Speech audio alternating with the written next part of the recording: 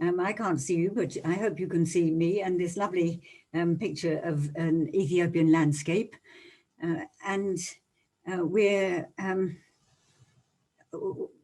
What a change this is from the first time I gave the talk, which was over a year ago, just on the day the lockdown was announced.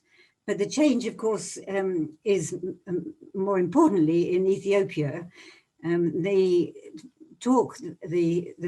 first time I gave the talk, it was by way of a celebration of so much of Ethiopia, what's going on there. But I'm afraid this same talk is going to be more by way of what is at risk because of the conflict that has been enacted in the year since I gave the talk before. So I'll be talking for about an hour, and perhaps a little less, I hope, if I talk quickly. And at the end, we'll have a question-answer session. And for that we're going to be joined, fortunately, by Michael Sargent, who spent 6 years in Ethiopia in the 1990s, running the British Council operation in Addis, and who's now chair of the Ethiopian Heritage Trust UK fundraising capability here. And he's going to give us at the end of the talk a little flavour of what they're up to there before we go into question and answers. I think we'll kick off. I think just as an aside, this is more or less the same talk as I gave before.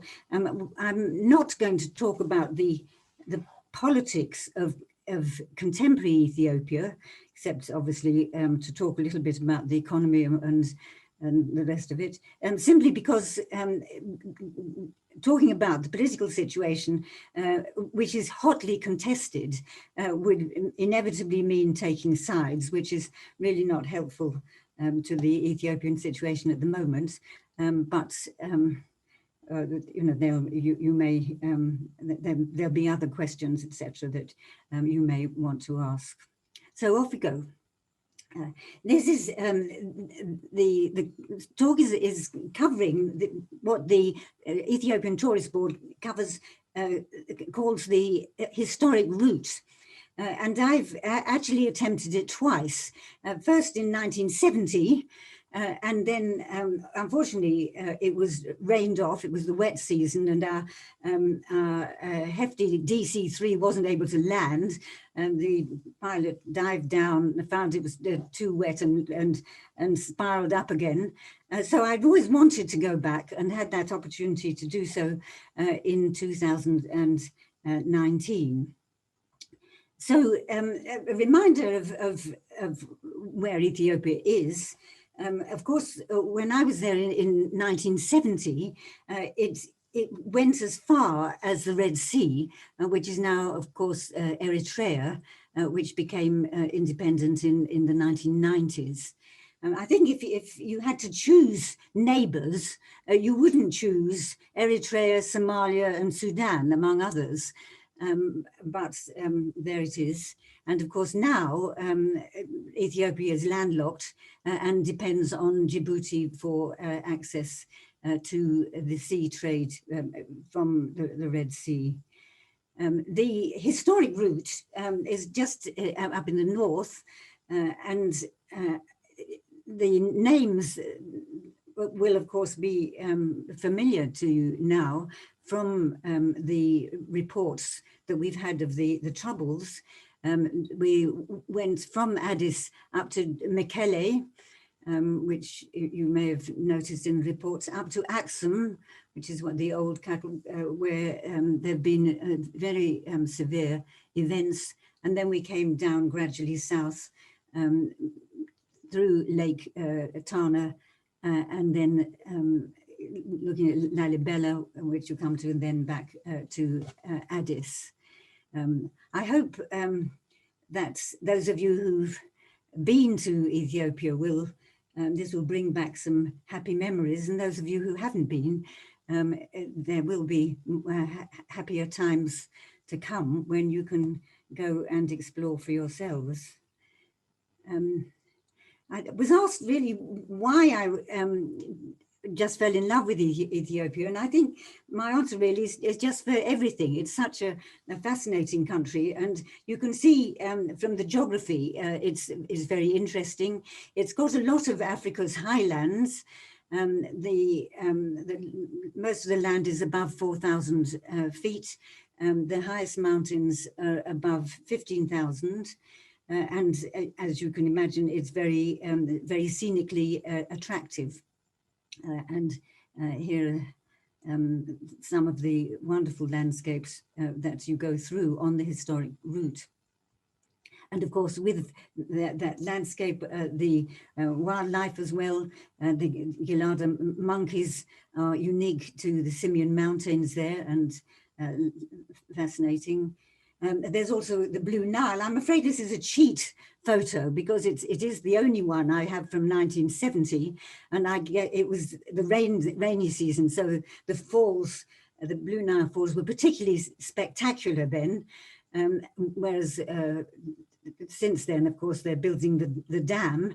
The Blue Nile provides something like 80% of the waters into the Nile, so you can see why the Egyptians are extremely worried about the dam and the impact it will have downstream on their lifeline. And the biggest lake in Ethiopia, Lake Tana, which we saw briefly on the map.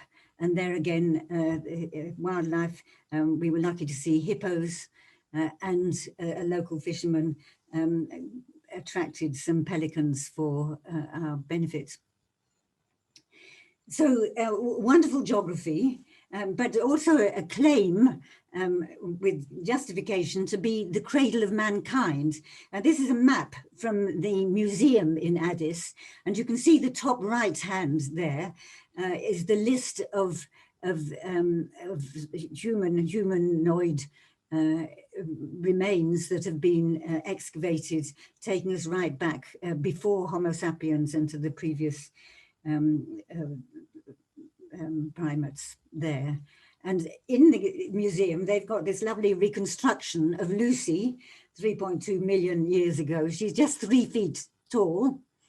They have found the bones of a male who's a bit taller, but you can see that she's running around, but still able to clamber around the trees. But lots of other very interesting relics of way past. More into the more documented history, as opposed to just excavating human bones and things. As you would expect in the area of the Red Sea, close to the Middle East, where more familiarly we know that there was early domestication of animals and the settling of farms with using wild seeds to cultivate food, and therefore to give some surplus for a more sophisticated society. There are traces that a similar sophistication existed along the Red Sea and slightly further south within what is now modern Eritrea, was now Eritrea, but at the time would have been part of the Ethiopian area. And there aren't many things that you can see because there's so much archaeology to find. And this is called the Temple of the Moon, as you see, 2nd millennium BC. But there are indications that there's a whole little town to be excavated in this the area of this temple. So lots to be discovered. In the 3rd century AD, we're jumping with great leaps through this talk to get through the whole history of Ethiopia now, and to talk about modern Ethiopia. And this Persian prophet was writing about about the world, and he's saying there are 4 major civilizations. We're in the 3rd century AD. China, he's named one. Persia, of course, along with, he's associating that with Babylon. At that stage, the 300 AD would have been Rome. And the 4th, for me, a new kingdom, the kingdom of Aksum, which the experts are dating from 100 AD, but there's plenty of evidence that there must have been a very thriving trading center in that area well before 100 AD. And one of the interesting things is that this is the first Christian kingdom, because the king, Ezana of Aksum, converted to Christianity in the 4th century there. So let's have a brief look at Aksum. Before then, as I said, the evidence that well before 100 AD there was a thriving and sophisticated civilization involved in the trade along the Red Sea, linking up with Egypt, of course, but also east, possibly even to India when the Silk Road. But we don't know very much about it. They have found quite a lot of these seated female figures, possibly it indicates of fertility, but we don't know very much about the rest of the culture. This is the kingdom of Aksum waxed and waned, as you would expect at the time, and this shows it at its maximum, going right across the Red Sea and what is now Yemen, but very much focused on this trading route, which would have been ivory and woods from Africa, probably trade as well, and then jewelry, and then coming from the west or from Egypt, metals, other sorts of jewelry, etc. So a prosperous community. And here we are at the bottom. You can't read it, but I can. It's Ezana. The 4th century AD, he's the king who converted to Christianity. There's not a lot to see of Aksum. There are some tombs, unfortunately, nothing like the Tutankhamun with that wonderful store of treasure. They have either been looted or they were there weren't burial goods, though I think general consensus is there probably were, and they've just been pinched. But what there is in Aksum, several sites with these stelae, each one indicating the burial site of one of the Aksumite kings. So we can have a look at them more closely. They have a door, presumably into the afterlife. There's nothing inside, there's just a lot of rubble. Here's one that's collapsed. But you can see the geometric patterning on the stela, and this will be picked up in subsequent phases of Ethiopian history. The other pillar, which is really fascinating, is this pillar from is the Ethiopian equivalent of the Rosetta Stone, in that it's got engraved on it the same text in 3 different languages. One is Greek, that's obviously a key to the other 2. The other 2, one is Ge'ez, which is a language which is still used in the Ethiopian Orthodox Church, though it's not spoken, anywhere, and it's not the immediate ancestor of any of the Ethiopian languages. It's a sort of branch. It's in the same family, if you like. And the third one is Sabaean, which is one of the languages probably originating from the Yemen and the Arabian Peninsula there. The inscription covers 3 topics. The first is the announcing the triumph, the military triumph of the conquest of the area over the Red Sea. So, it's a paean of praise. The second is listing the loot, the booty that they brought back from there. And the third, possibly the reason why it's still in situ, it carries a curse on anyone who tries to move the pillar and under sentence of death. So there it still is. So that's the history as the archaeological and other evidence shows. In Ethiopia, there's a very strong tradition, a folk tradition, if you like, which overlays and interweaves with that history. And in this document called the Kebra Nagasa, forgive my pronunciation, I don't know how it's pronounced.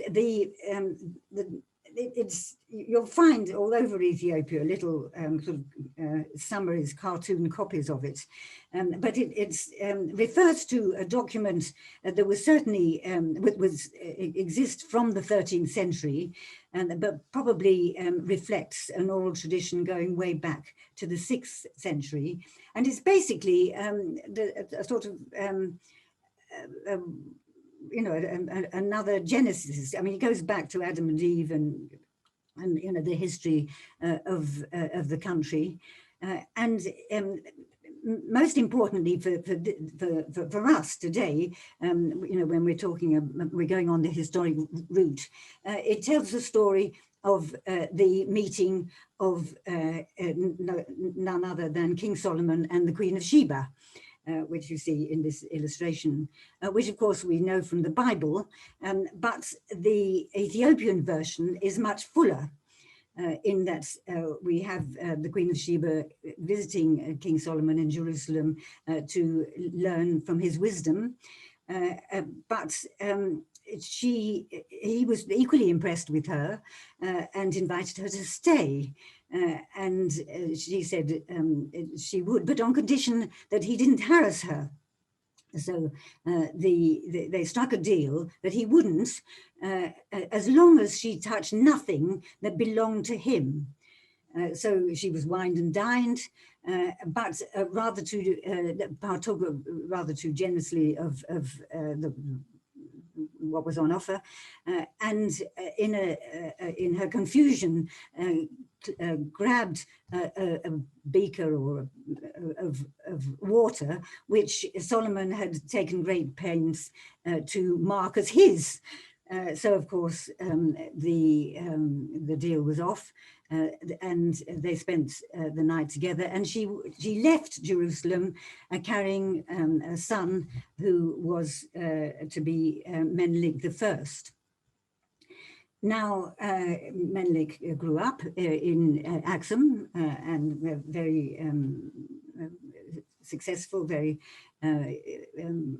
impressive young man. And it was agreed that he would go and visit his father in Jerusalem with a group of his companions, which he did. But while there, this is the Ethiopian version again, the myth, the legend, if you like. One of his companions dreamed that he saw the Ark of the Covenant, that Moses brought from Mount Sinai.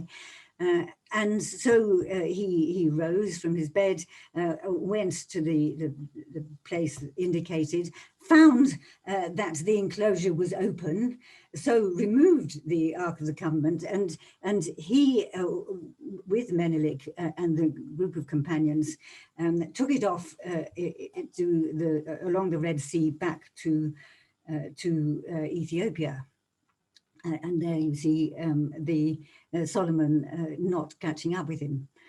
And there it is. It is now still in this myth, in Axum, in this little temple, and is taken out for processions, I think, from most every year. I'm afraid when we were there, the temple was not looking like this. It had a lot of scaffolding around it.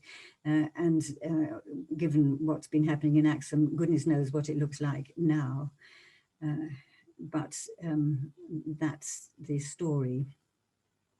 Now, why am I telling you all this? It's because over Ethiopian history, and the number of the dynasties, the kings that follow, claimed descent from Solomon and Sheba, from the Solomonic in the Solomonic succession, and we'll see that this was used to legitimize some fairly dubious successors.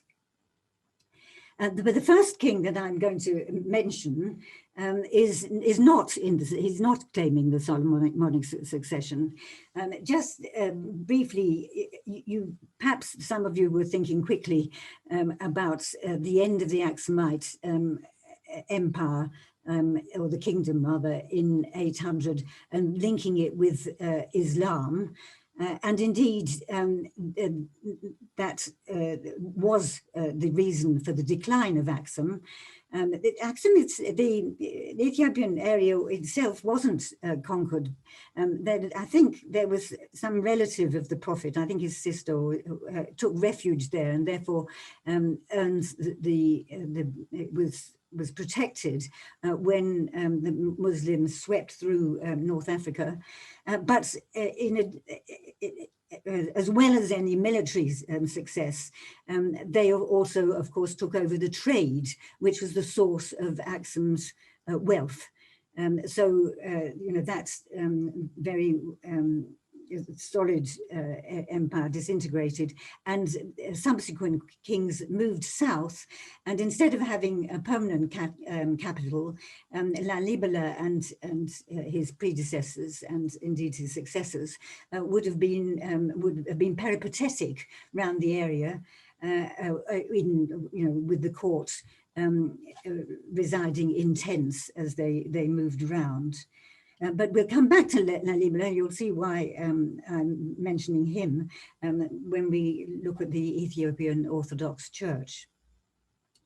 So the Solomonic succession comes into its own in the 17th century. I always link it with what was going on here, which are the Tudors there. And in Gondar, this is the new capital. This is further south, not far from Tana, and a wonderful scenery, as you can see, and a series of kings who claimed their legitimacy on the basis that they were descended from King Solomon.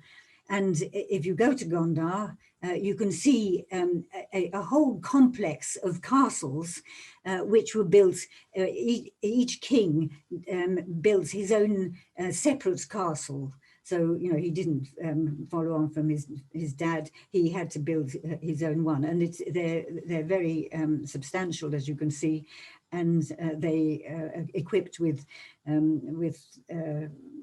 cages for areas where they could keep their wild animals and have their great halls and meet their citizens. Then I'm jumping ahead again to Menelik II, because there again there's a real break in the real succession. But as I said, even people if you like, usurpers come along, claim that they are descended from Solomon to justify their taking over the power. And here you can see Menelik pictured with the Lion of Judah. What else would he choose to demonstrate his legitimacy? And he is extremely important for a number of reasons, but the one we're interested in is that the Battle of Adwa in 1896, which is exceptional because it's one of the very few occasions where an African force defeated a colonial power. We're after all, the end of the 19th century, when the colonial powers the European powers were divvying up Africa, but they failed thanks to Menelik at the Battle of Adwa. It was the Italians, and so Ethiopia remained one of the few areas which was never colonized except for a couple of years in the Second World War.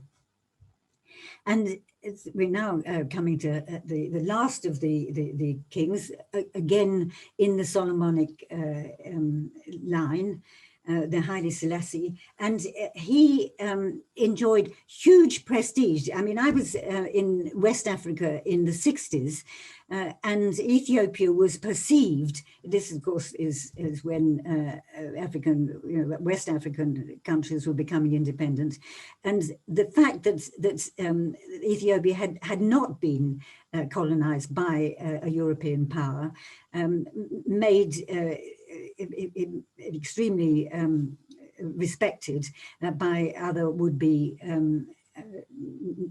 African independent countries. And it's no coincidence, therefore, that the Organization of African Unity, which was in about 1962, something like that, the capital was in Addis.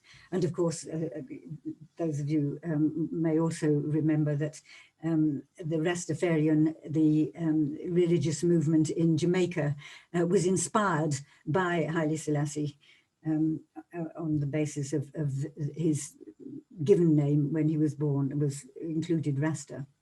Though he was a bit ambivalent about that.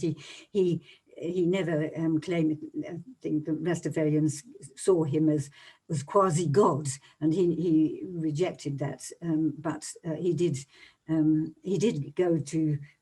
visit Jamaica, and he did allocate some land for the resettlement of the African diaspora in Ethiopia.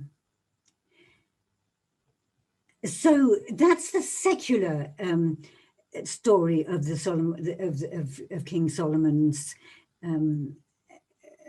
descendants. We wanted just to talk a little bit now about the Ethiopian Orthodox Church. In Ethiopia generally, it's not even half the population adhere to this faith, but where we are, it's by far the majority. I think 2007 census, I've seen the figure of 95%, which seems to me a bit high, but maybe a reason for that we'll come to later. So very much part of Ethiopian daily life. And part of the culture that we will see.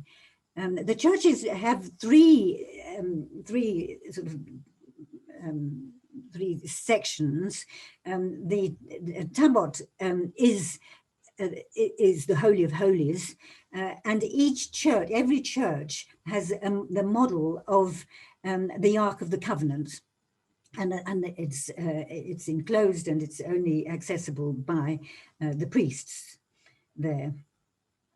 And then the second part is where the formal service is carried on, and they can be very long. I remember hearing some chanting and some music at 4 o'clock in the morning, and to get up and to learn that had been going on all night. And it's this army of clerics who are celebrating, who are joining in the service. And it's at dawn that's a close-up of the musicians there. And at dawn, all the congregation come for the third section of the church, which may be inside, or in this case, it may be an area outside the main church. So that's the sort of model of Ethiopian Orthodox churches that we're going to see. And I wanted to take you around some of the rock churches, but just in passing, as well as a very numerous clergy, there are also monks. The guy in yellow is a monk, and the sort of the monastic ideal is very much part of the orthodoxy of the church. I said it's part of everyday life. There's something like 260 festivals, and this was just one that we happened to pass. I think it was St. Michael. So, I mean, it's not something that you just do on a Sunday. It's most days, and it would involve attending church. There would be processions. It might involve fasting. And in this occasion, it was combined with the funeral of a VIP, a local dignitary there. So let's have a look at the rock churches, which everybody's heard of in Ethiopia. And many of them are in very remote rural areas. This is picking up on this tradition of asceticism, and they possibly are on sites that were sacred places even before Christianity, in that they were either the site of springs or in caves. So the first one I'm going to take you to, we have to climb right up this sort of cliff to get there, and at the top there is the church, and it's actually been carved out of the rock at the top into a sort of cave at the top. You can see this is inside. We're looking up at the ceiling, and you can see that it's the different sections have been hollowed out, and some rough decoration added there. So that's actually been hollowed out in the rock. This one is another, that it's not a very good photograph. On the left, that's water pouring down. So there's a sort of spring here, and a cave underneath where the waterfall is falling. But here, the church has actually been constructed inside the cave of separate materials, as opposed to being hollowed out of the rock, as we saw in the previous one.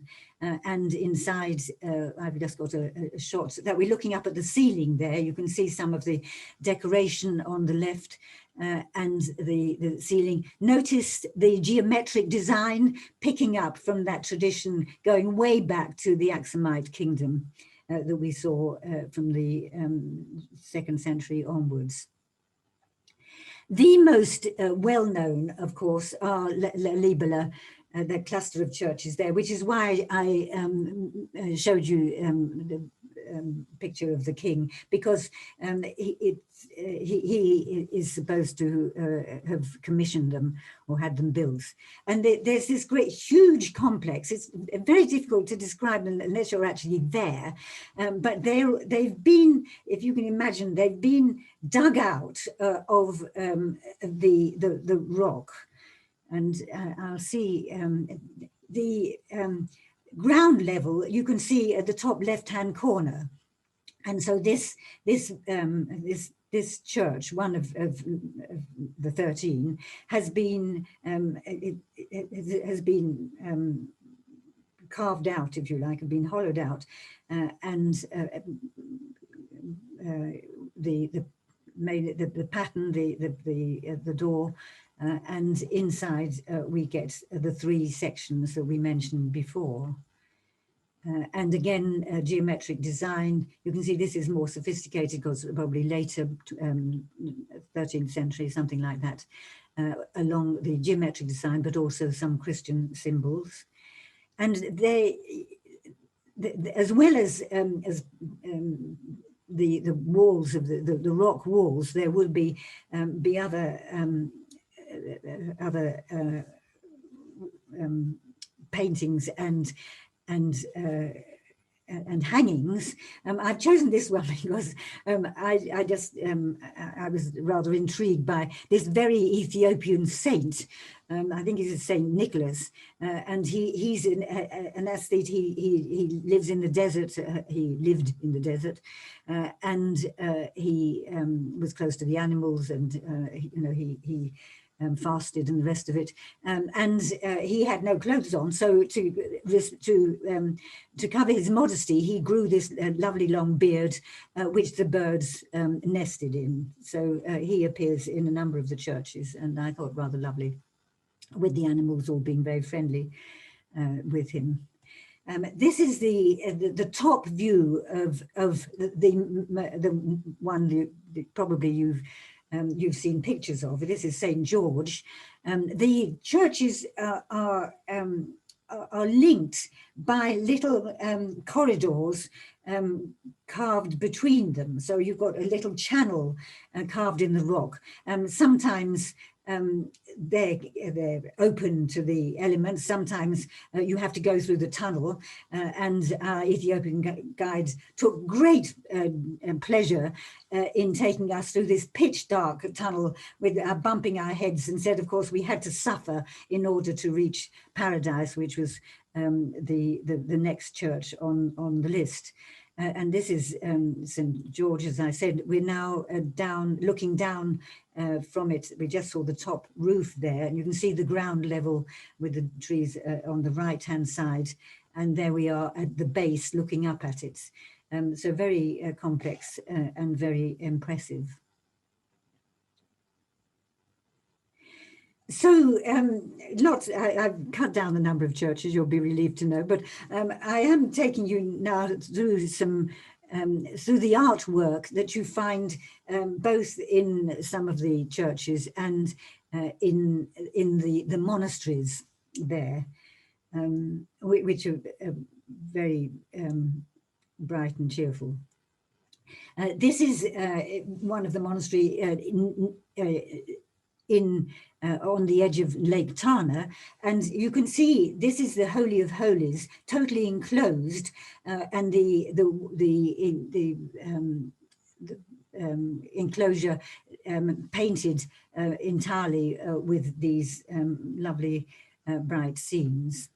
They're very, very fond of angels, so lots of Raphael and St. Michael and all of the seraphim and cherubim, etc.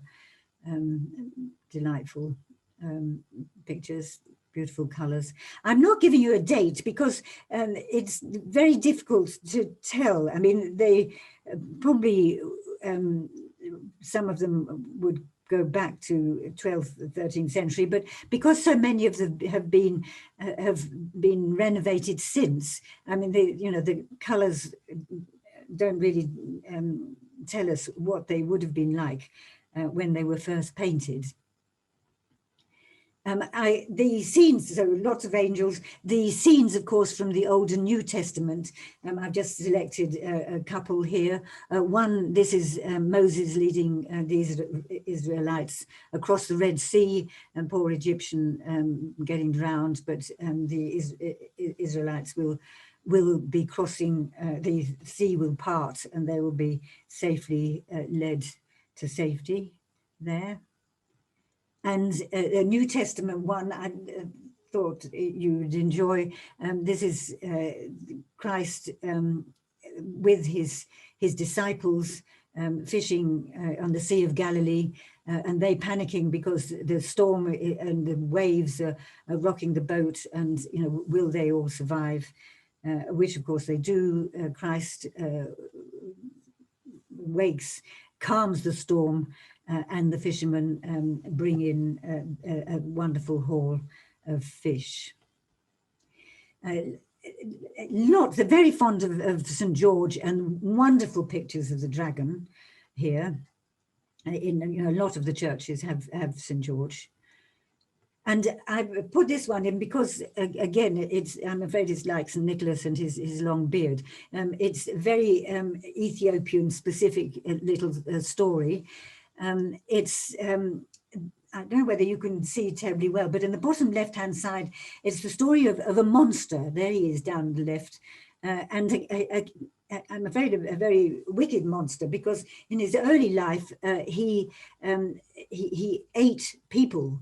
So he was a cannibal, until one day he was visited by the Virgin Mary, who converted him, and he reformed his life, and became a good monster, and he went on until, of course, he died, where he had to meet St. Michael, and his sins and his life had to be weighed in balance, whether the good and the bad were the heavier. And as you see in the scales here, they're very evenly balanced. After all, he had this very wicked life, but he made up for it later on. And the Virgin Mary, remembering him,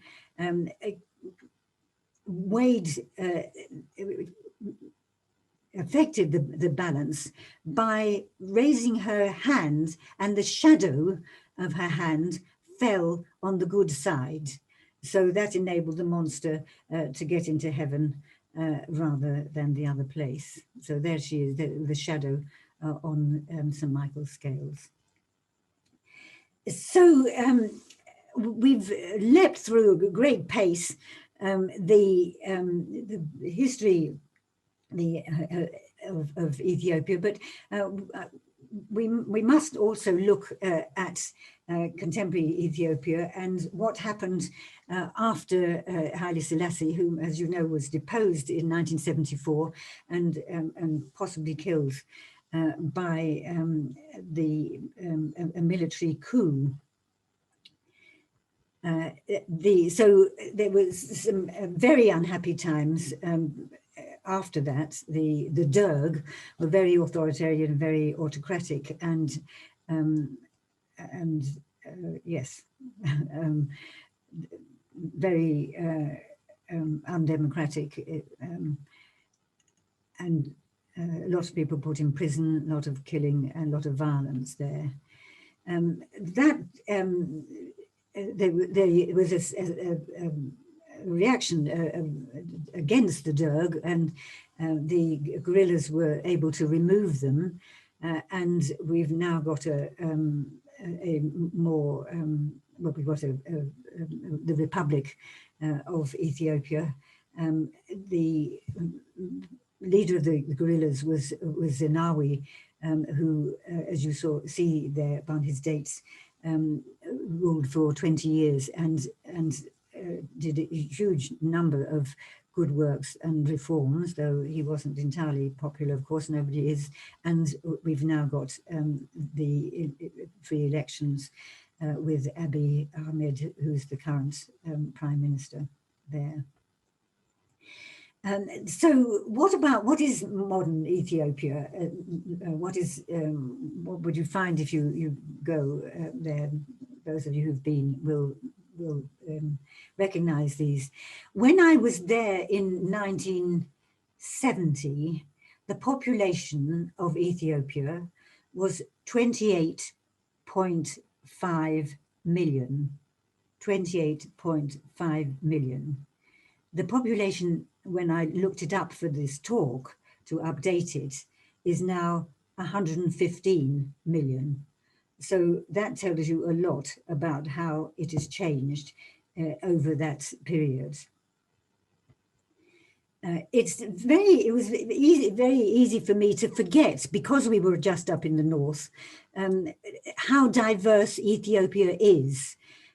And you can see from this that Tigray, which is the area which has been most in the news recently, is on the left-hand side of this pie chart. Just the Tigray, just some about some 6% of the population.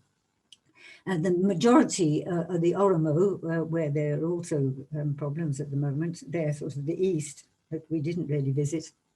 And of course, there are all sorts of other subgroups. So it is very diverse. So a challenge to get people to identify with an Ethiopian ideal, if you like, as opposed to the ethnic group they belong to. And 83 languages, so more challenges there.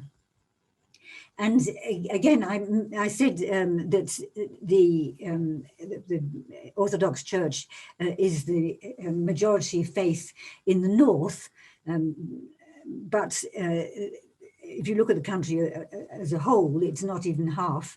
And of course, as you would expect in that area, there's a big chunk of Islam, about a third of the population, and increasingly a number of evangelical Protestants. I think actually Abiy, the current Prime Minister, I think he belongs to one of the evangelical churches, and we did find in our tour that a lot of the younger people were leaving the Ethiopian Orthodox Church as finding too constraining and moving, remaining Christian, but joining one of the evangelical sects there.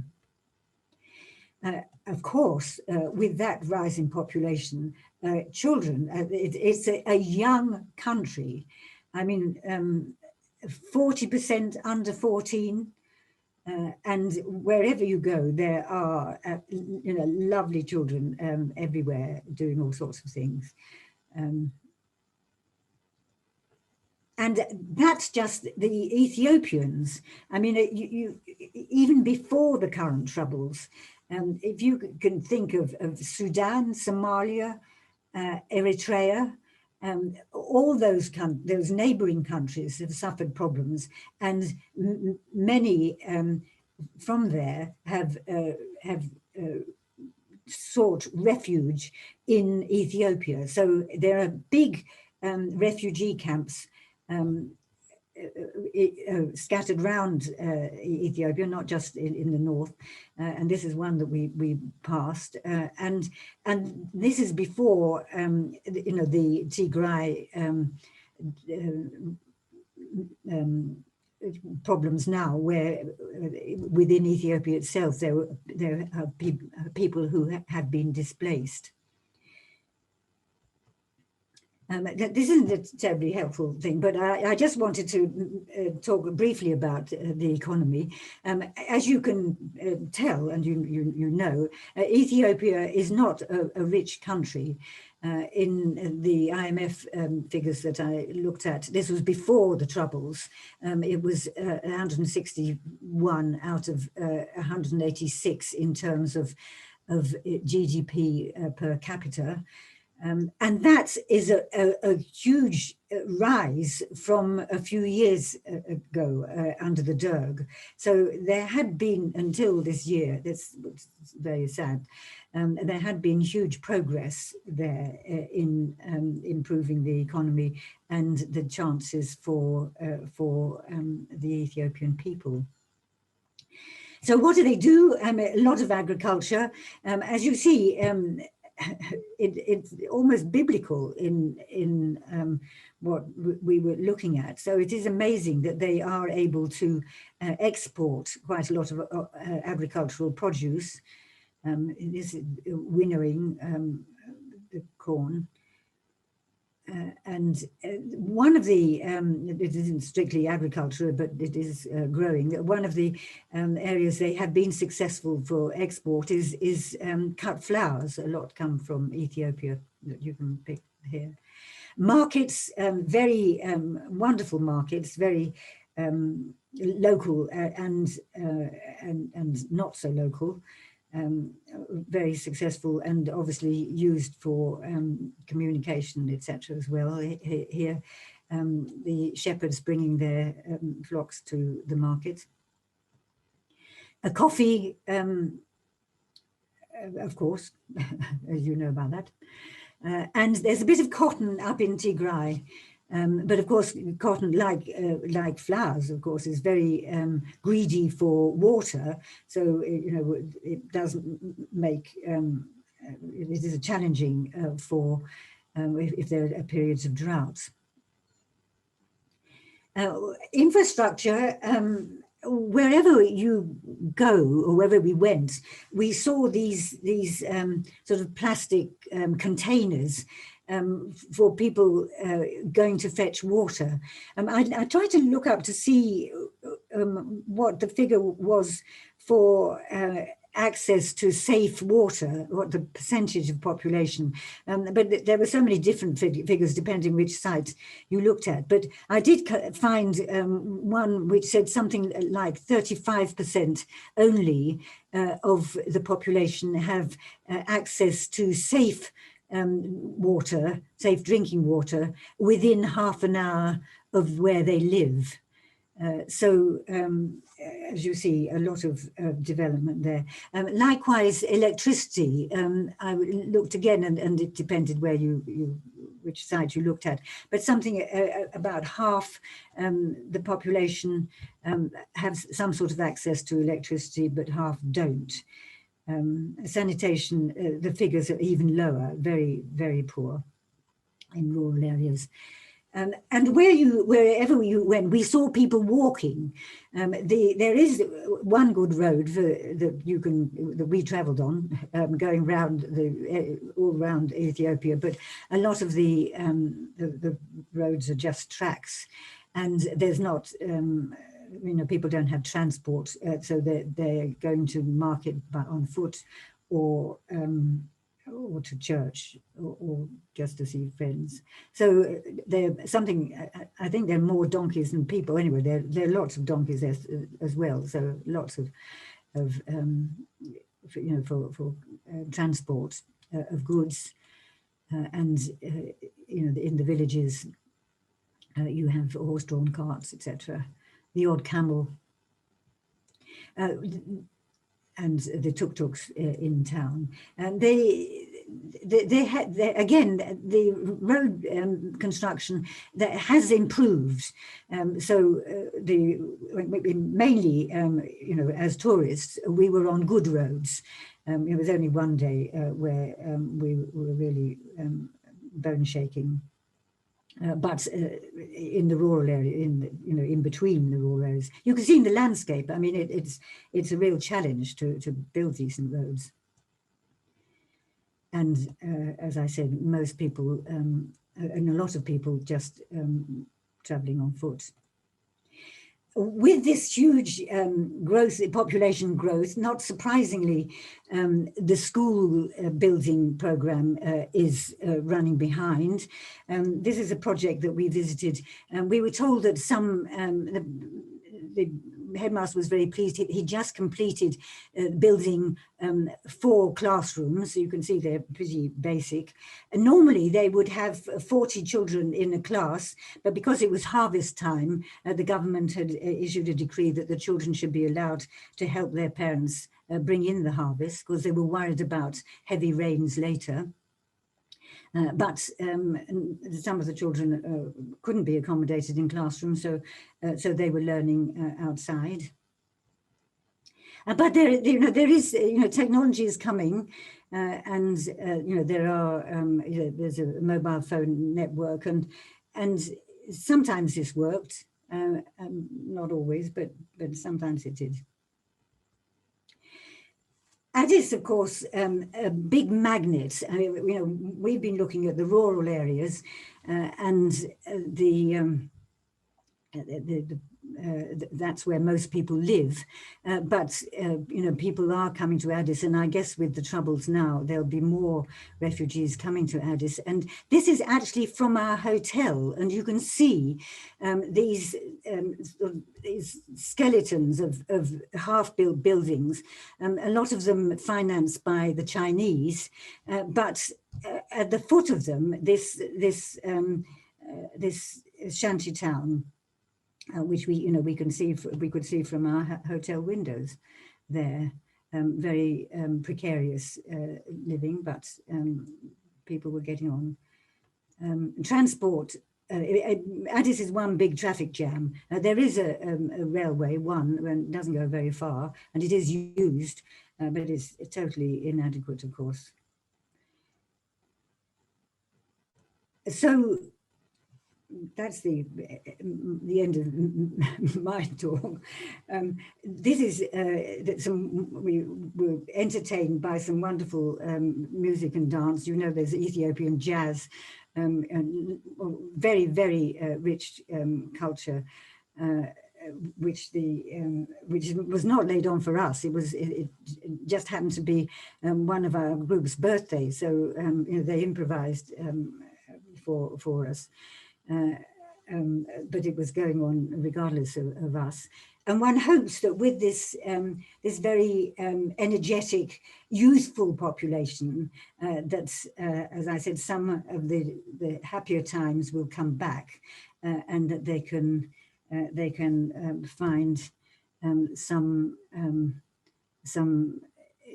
opportunities for this lovely people there.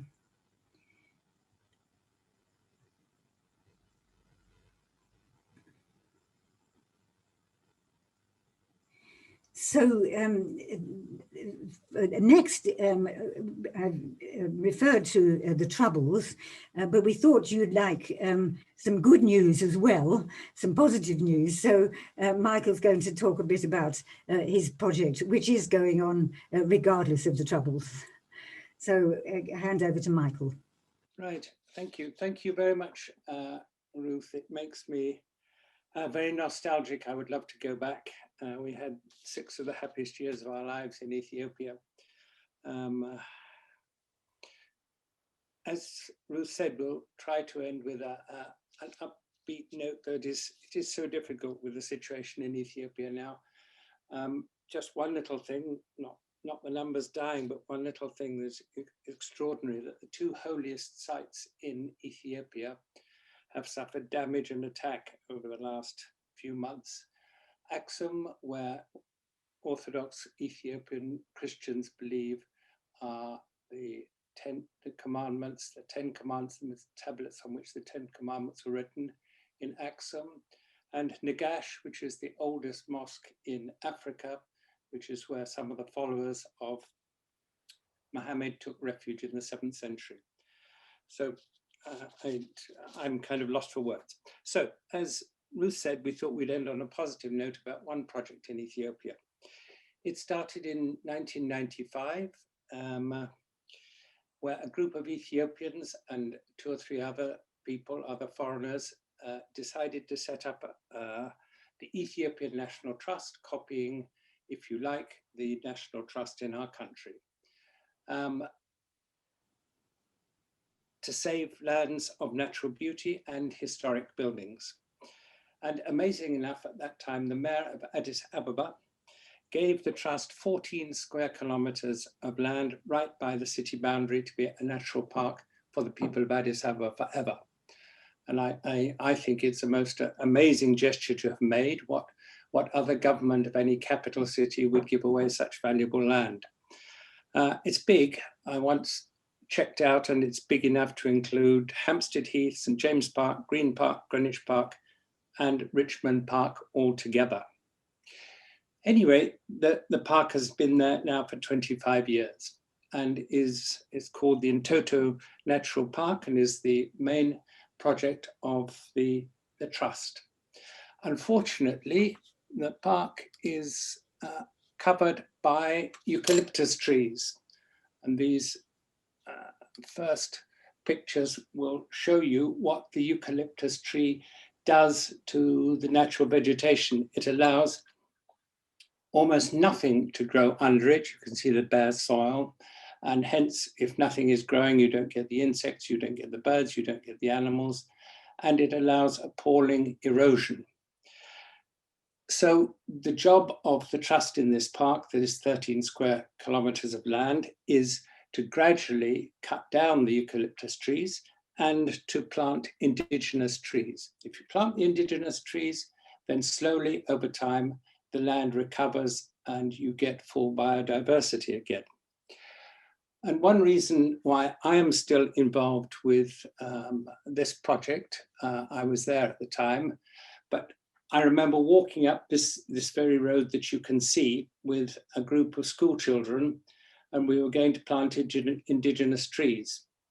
Every year that I was there, the trust managed to grow and plant 33,000 indigenous trees, all with voluntary labor. But we were walking up this road, and some street children, some street boys stopped us and said, "Oh, where are you going? What on earth are you doing? We've seen you going up here these last weeks. Please explain." So one of the teachers explained in Amharic. I couldn't follow it, but obviously I was told later. They explained about the environment and biodiversity and bringing the richness of trees and flowers and animals back so that the people of Addis Ababa could have a lovely place to walk and enjoy. And the street boys said, "Why didn't you ask us? Why didn't you ask us?" And they came with us for no money in the world, no reward. They came, and for 4 hours, they dug holes and planted trees. So that sticks in my mind and won't go away. We used the street boys afterwards, and street girls as well, to dig and plant holes, but we did give them lunch on those occasions. But the first day, it was from the fullness of their heart and spirit that they did it. The park now we have someone actually planting seedlings.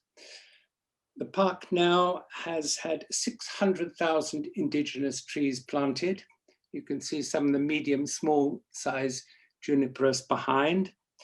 And the result is that indeed the birds and the animals are returning. The park is an international bird area an important bird area of Ethiopia as recognized by BirdLife International. And most amazingly, 13 streams have started to run where there were no streams before, because the trees, the grass and the foliage holds back the water and allows a steady stream instead of the run-up of the eucalyptus. In 1997, we had a wonderful party, 1,000 people party to celebrate the planting of the trees. Wrong way, excuse me. And there is a more recent group, a recent photograph of people planting. So this park is one of Ethiopia's contributions to combating global warming. It's a restoration of the natural flora and fauna of Ethiopia. And it's meant to be a beautiful place for people to enjoy and to learn and to study. Where are we now? Well, 4 years ago, the trust in Ethiopia fell into trouble. Someone stole the money. They weren't well managed. So they asked for help, and a group of us decided to found the Ethiopia Heritage Trust UK, which is the charity that now exists. It's recognized by HMRC and the Charity Commission. We raise money, not large sums, but we raise money and give advice when required. They asked at the key time and we managed to save them. But the difference between this and some charities is certainly we are not controlling the project. The project will win and survive if enough Ethiopians continue to want to believe in it and help it and so on. At the moment, yes, we have a new great general manager out there who managed a national park in the Afar region. And let's move us on. There we are looking down. It's not, Addis Ababa is a way over towards the right. This is the growth of Juniperous trees. In Ethiopia, the Juniperous grows monstrously, as you see, beautifully, as you will see, up to about 200 feet high. And so some of these are old ones before the park was formally created, but most of them are the result of planting 25 years ago. There's a different view. Parts of the park are more open. Excuse the rather strange slide, but that's all I have to show the heath-like aspect of parts of the park. This is a part of the park towards the bottom of it, near Addis Ababa. If you're on the northern slopes of Addis Ababa, if you live there, it's a 5-minute walk into here. This area is even now being transformed into a tree nursery, which will produce 30,000 seedlings a year in the future. There's one of the streams reflowing, should I say. And there is a seriously good ancient juniper tree, estimated to be 250 to 300 years ago. And how it survived that long, I really don't know. If anyone is interested in further information, it's very easy. Ethiopian Heritage Trust UK, put that into Google and you'll get to the Trust's website. And yes, we need as many people as who would be interested in supporting us. But for me, it has been a magic project and I'm amazed that it has lasted 25 years. We hope it will last another 25. So thank you very much, Ruth. Great, well, thank you very much, Ruth. That was fascinating. And thank you, Michael. Are there any questions? We can now take questions. So you could use the Q&A function or the chat function or press the raise your hand button. And I can, take your question. So Laura Sparks has been saying some very interesting things, but I think they're only going to the panelists, not to the whole group. So did you want to speak, Laura? She recommends another website as well. Yeah, okay, so I'll allow Laura to speak. Lovely. Well, just to say thank you, Ruth, and to Michael for that talk. It was fascinating and lovely to see the pictures again. I too was there, Ruth, in the 70s. I was there from 73 to 74 as a volunteer teacher at the Azra Hawariat School, which is run by an extraordinary Ethiopian called Asfaw Yemeru. And he started a school for street children, having been a street child himself, which was on the edge of Addis at the time, and then got another site while I was still there, further out of Addis. And I went to help him, well, we were sent to go and help pickaxe those eucalyptus roots out to have the school there. And I went back in 2014 and delighted to say that the school is flourishing. He ran it as a farm, a vocational farm, and a community family aid space as well. Fantastic music going on, musical instruments made out of recycled waste and so on. And it was just a terribly inspiring place. He also loves the environment and has planted trees from all over Ethiopia within the site of the school, and has a farm of cows. it's quite extraordinary now that this was actually on the edge of Addis when I was there, but is now surrounded by condominiums. But the farm is still going, the children are still there.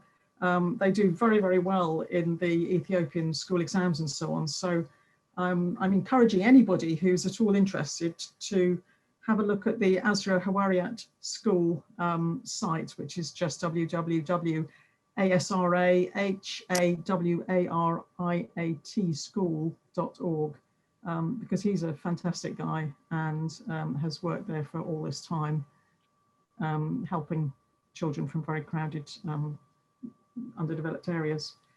So please do that too. But lovely to be reminded of all that. Thank you. Lovely. Yes, thank you, Laura. I knew him as well, and I agree absolutely. He was a fantastic man, and he didn't wait for handouts from Western powers or aid-giving organizations. He went and did things and raised money himself. It's still a wonderful. That's right. He was very distrustful, I think, of aid organisations, having had his fingers burned early on. And now there's a wonderful guy who actually is in Belfast called Tim Kinahan, who runs the financial side of it, but it's completely Ethiopian run and organised.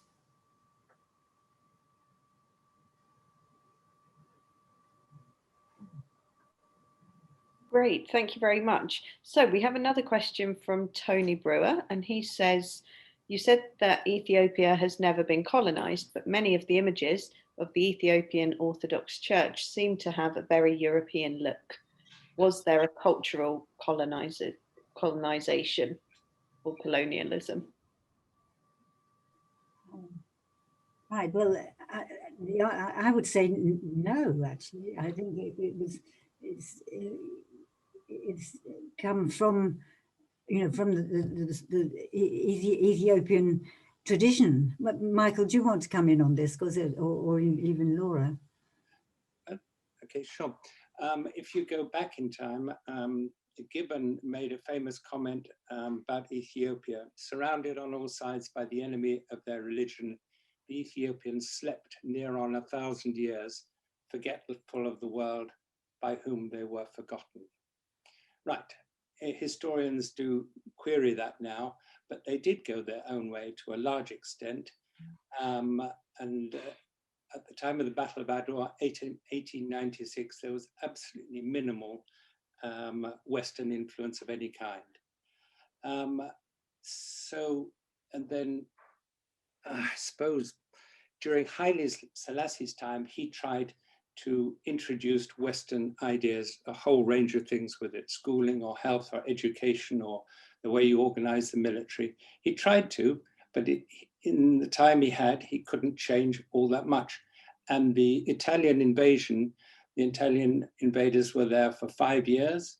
They built a lot of roads, but ultimately, to summarize it all, there was, until the last 50, 60 years, an extraordinary lack of Western and colonial imperial imposition, whatever you want to call it, extraordinary.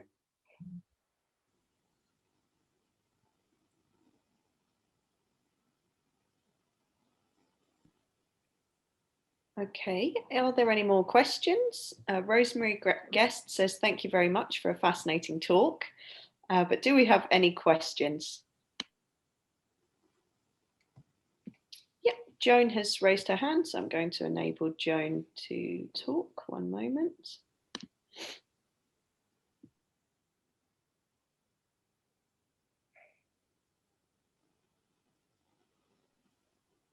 Okay, so you need to unmute Joan. Hi, Joan. Hi, I'm unmuted. I just wanted to say, oh, what a wonderful, wonderful session that's been. I've got a few things to say. One is it's great to have the architecture group back in the Friends programs, and Ruth in particular, who's done so much for the group and giving talks, and Michael meeting for the first time. Wonderful work that you're doing. I'm definitely going to sign up to support you. I was in Ethiopia in 2007 as a member of the International Development Select Committee, looking at how British people's money through DFID was being spent. Met with Prime Minister Zenawi at the time, and he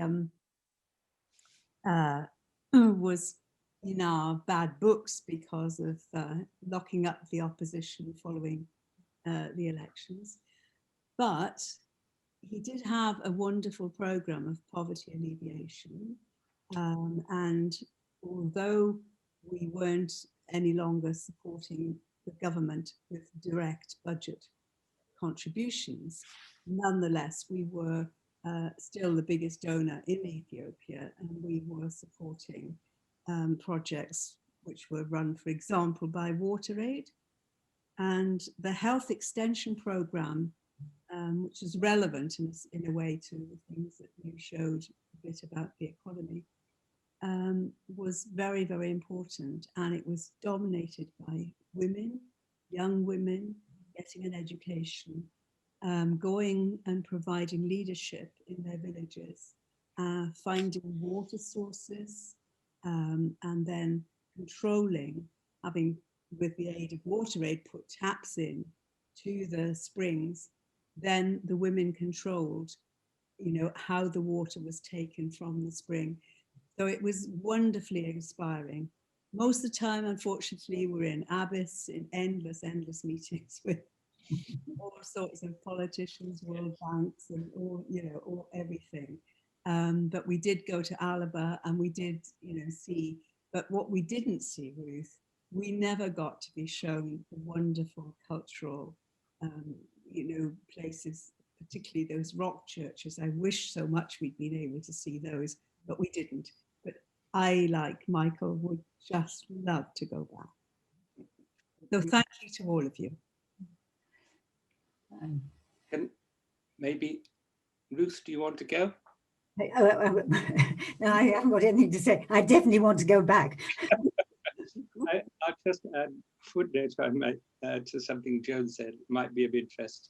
When the Mengistu's government was overthrown, a new government came in, headed by Meles Zenawi, who Joan said she met. They wanted to understand the modern international world. And even though they had been training themselves in the jungle, as they said, self-education, they realized they weren't set up and ready to deal with the IMF, the World Bank, and so on. So they asked for help. And so it was organized that the top 20 people in the country, Prime Minister, President, should follow the Open University's MBA program. So that's what happened. And it was funded by the then British Aid Ministry, DFID. And 20 people went through while they were governing the second largest country in Africa, which had just come back from famine, two appalling famines, civil war, tyranny. They found the time to do the Open University MBA. Meles Zenawi got a distinction on every single one of his papers, and he got the best MBA the Open University had ever given. An analysis of whether he was good or bad for the country, but he was an extraordinary man, and so were the people who worked with him. Thank